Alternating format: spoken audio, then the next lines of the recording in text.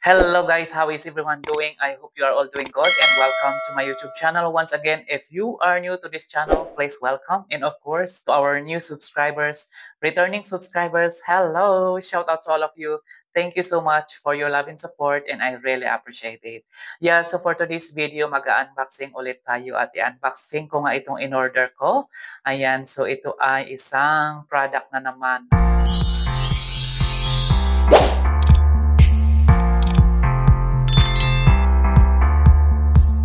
Ito na nga i-unbox na natin ito. Pero bago natin i-unbox, ayan, may kwento kasi itong product na ito. Ayan, so ito na nga, na-receive ko na itong product at may sariling kwento ito. Ayan, to make it short, ayan, yung unang request ko as a free sample, napunta sa ibang lugar. Ayan, nagkamali yung rider kung saan niya na-deliver yung product. So, nag-alala ako sa free sample ko kasi meron lang akong 14 days yun. So, actually, pag na-receive mo na yung product or free sample from the seller, gagawa ka ng promotional video, mamibigyan ka ng 14 days para gumawa ng promotional video sa product na binigay ng seller.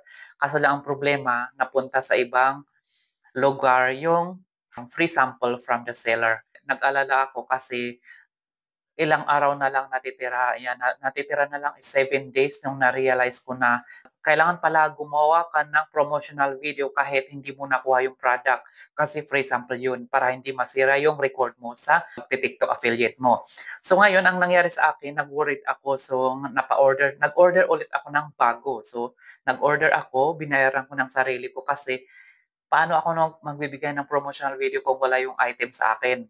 Ayan, so ang ginawa ko, nag-order ulit ako. So ito na nga, ito yung Wafer Protein Bar. So tingnan natin kung anong pinagkaiba ng free sample at saka yung original na binili mo.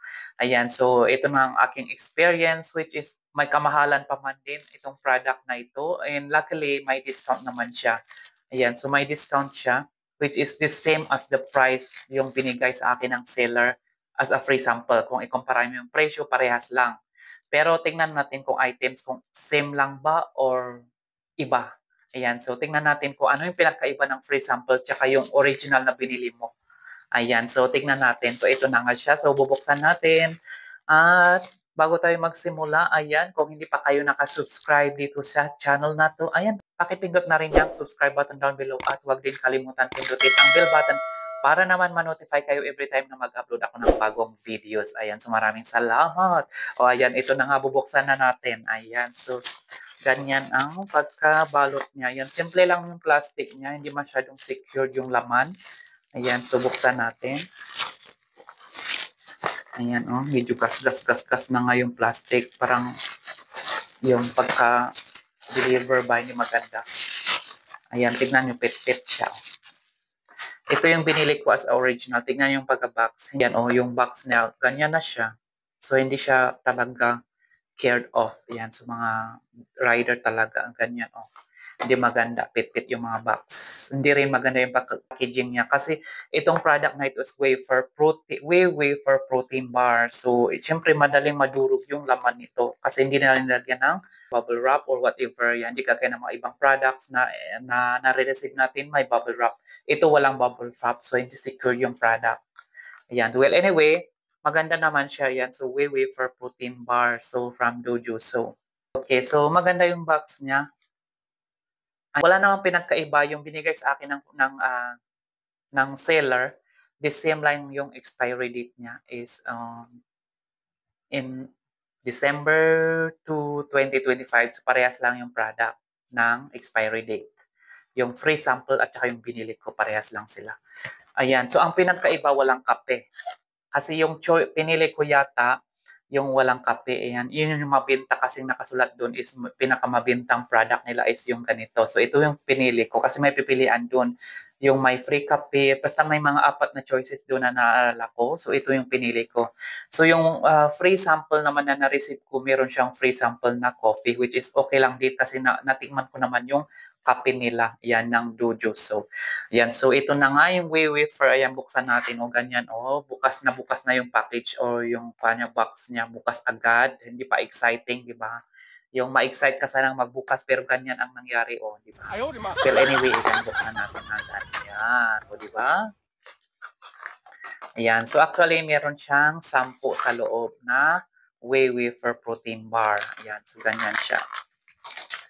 Ayan. So, ang ganda naman ng kanya. Yung plastic niya, silver na silver. Ayan. Pero mas maganda siguro kung meron siyang nakasulat dito na whey wafer, di ba? Or protein bar. Ayan. Pero anyway, ayan, nandito naman sa box. So, ganito siya. 10 sa isang loob. Ayan. So, ganyan ang itsura ng whey wafer. Ayan. So, ganyan. So, at ito naman ay halal friendly. So, makikita nyo dito ay nakasulat din or may tatak na halal. Ayan. So, ito ay friendly sa mga Muslim friend natin. Ayan. So, maganda ito. Ayan. So, ganito siya. So, actually, nakakain na rin ako nito. Na-try ko na rin siya, which is perfect din naman na i-match mo sa kape, sa black coffee. Yan, maganda, perfect din ito. At saka ito, hindi naman ganun katamis. Yan, hindi rin ganun katamis. Hindi rin ganun kabigat pag kinain mo siya. Hindi kagaya pag ikumpara mo sa mga chocolate na matatamis or yung mga may bigat na chocolate. Yan, ito naman kasi may wafer siya. Ayan, kaya nga tinawag siyang whey wafer protein bar. Yeah, so ganito nga itsura. Yan, maganda naman yung packaging niya, perfect sa snacks or pag tea time, perfect na perfect to. At saka ready on the go din naman ito, yan, kagaya ng may work ka, nagmamadali ka, ayan, wala kang pang breakfast, ito yung perfect pang breakfast. Ayan, saka healthy din naman siya. Diba? Okay. So, buksan natin at papakita ko sa inyo kung ano yung nasa loob. Of course, protein bar nga, di ba? Anong style? Yan, yan, yan. Ayan, so ganyan siya. So, ganyan ang itsura. Ayan, so kung ano naman ang nakita nyo dito sa picture nito, sa box, exactly the same naman. Yan, parehas lang din naman. Yan, pero usually naman kasi pag nakikita mo yung mga items dito sa harap, sasabihin is for illustration purpose only. Pero ito naman is exactly lang the same lang yung picture. Kung ano yung nakita niyo yung picture dito, yun ang nandito sa loob ng plastic. Yan. So, ito yung sinasabing protein bar. So, try natin. Yan. Okay, ganyan siya. Okay, ayan. Ayan. So, syempre na-try ko na to, pero syempre, kainin ko pa rin, ha? Hindi siya matamis. Perfect na perfect talaga ang partneran ito ng kape. Black coffee. Yan, mas maganda black coffee. Okay, yan. Ito para sa inyo, guys.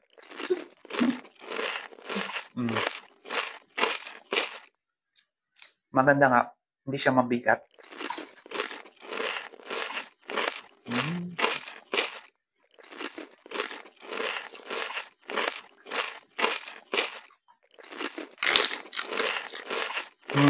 So, ito ang whey wafer protein bar. So, di ba ang ganda? Ang ganda rin i-try.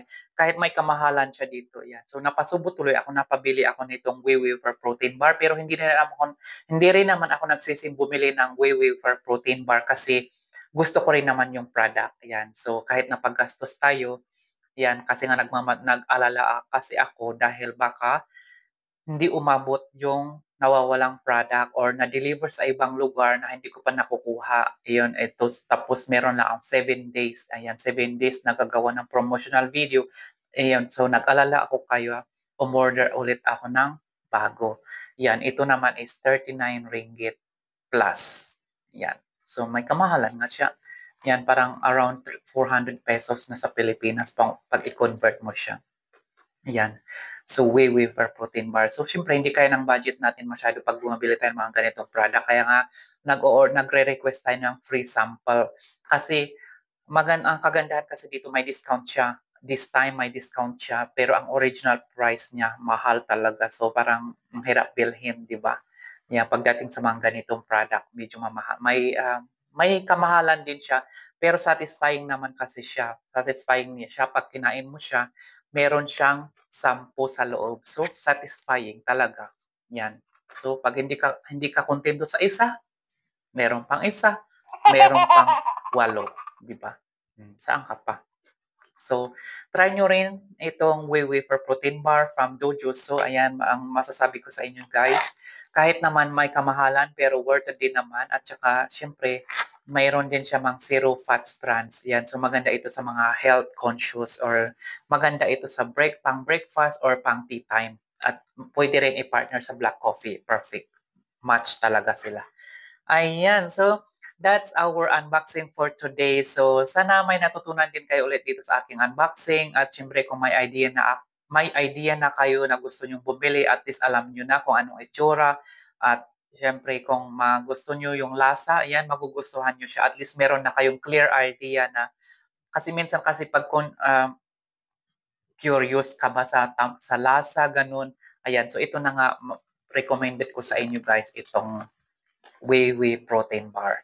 Yan, try nyo rin guys. So, para hindi kayo magsisi at hindi kayo maubusan. So, check out na agad kung alam nyo ay kailangan nyo na ito at makakatulong din ito sa inyo.